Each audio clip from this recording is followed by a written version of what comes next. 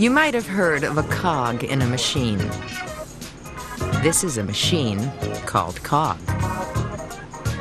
It might not be the smartest robot around, but it's learning. Right now, cog is learning the sorts of things that babies learn in just the first few months of life.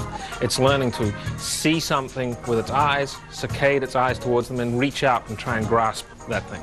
It's learning about things like pressure on its arm and feeling when it's holding something that puts a weight on its arm.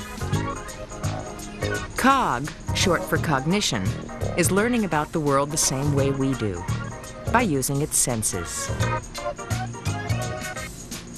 At MIT's Artificial Intelligence Lab, Professor Rodney Brooks and his team are trying to recreate what human beings do naturally. They're building sensory systems in a robot. By attempting to reproduce what we do with our senses, I think will lead us to understand what it is that is the basis for all our higher cognition. And that's what we're trying to understand, how it is, what it is that makes us human. And we think it's really based on our bodily and sensory experiences in the world. While sensing is effortless for us, it's incredibly difficult to replicate on a robot. All of COG's computers, wires, and occasional jitters have given the team a new appreciation for our natural abilities.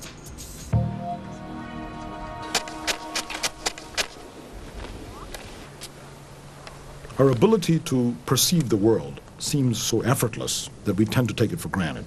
You open your eyes in the morning, it's all out there, and it seems to happen instantly. You recognize your brother, you recognize your spouse, you recognize the chair and table. It happens so quickly that we don't realize that there's a tremendous amount of processing going on in the brain. Each second, the human brain handles millions of sensory signals. But we're usually thinking about something else. Like how steep the mountain is, or how to stay up on those two boards bound to our feet.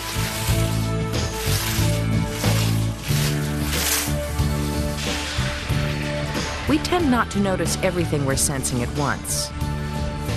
The sight of trees and other skiers whizzing by, the smell of the clean air, the feeling of poles in our hands and snug boots on our feet, the sounds of other voices, the wind, and the chairlift overhead.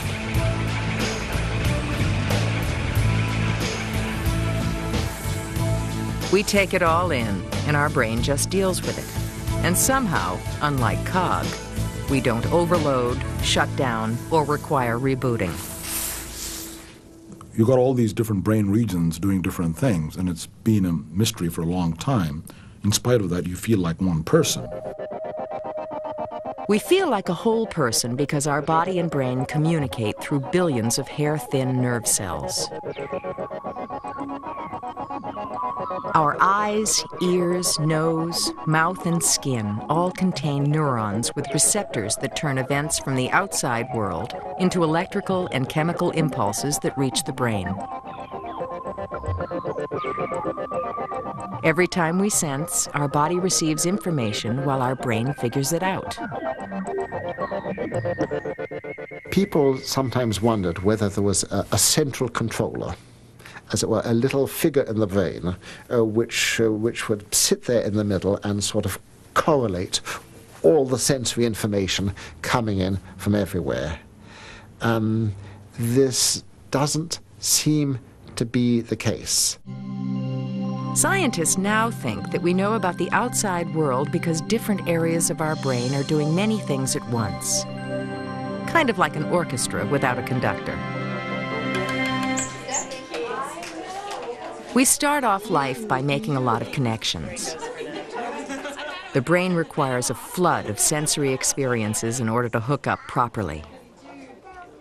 Experience early in life has a tremendous influence on the development of the brain, especially the sensory systems in the brain. We could say the basic scaffolding is there at birth, but there is a great deal of refinement and fine-tuning that takes place as a result of early experience. During the first year of life, the weight of our brain actually doubles. This is the result of growing neurological connections triggered by the five senses. Each time we sense, we form a pathway in the brain. The more intense or frequent the experience, the more embedded that pathway becomes. Over time, we build billions of paths, and as a result, things make sense. Our uniqueness is formed by the flowing together, by the particular integration and synthesis of thousands of sensory streams, of feelings, of memories, of reminiscences, of concepts, of frameworks, of language, of culture. And the way in which the whole caboodle fits together is the most miraculous thing in the world.